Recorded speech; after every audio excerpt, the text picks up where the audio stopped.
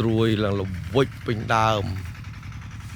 ឃើញទេមិនត្រួយពីក្រោមដល់លើ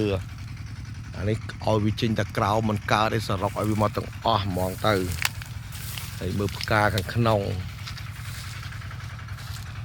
មុំលឹកចាស់ពេញលេងទៅផ្ការីកអាមុំនេះផ្កាតែឥឡូវពងផ្ការុះនៅស្អីថាវាចេញត្រួយច្រើនហើយវាលាស្លាច់អត់មកស្រួយដល់កហើយគ្រប់ដើមទាំងអស់តែត្រួយតែផ្កាបាច់មើលក្នុងដើមខ្ជិលមើលតិចតួចចេះសំទៅ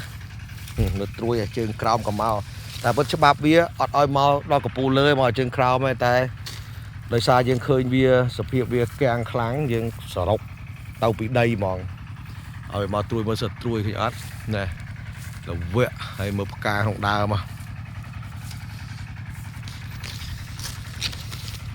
តែកំពុងរុះកំពុងរុះនេះមើលផ្កា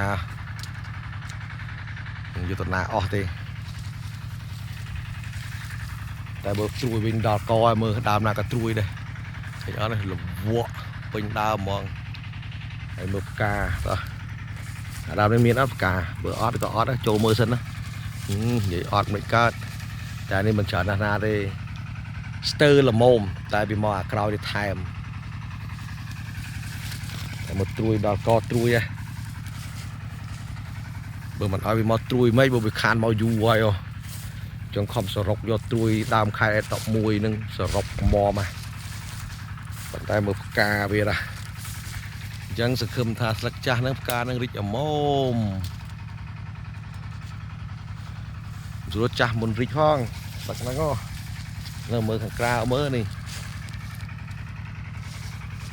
យើងបខំបញ្ចេញត្រួយវាតាំងពីជើងកណ្ដោ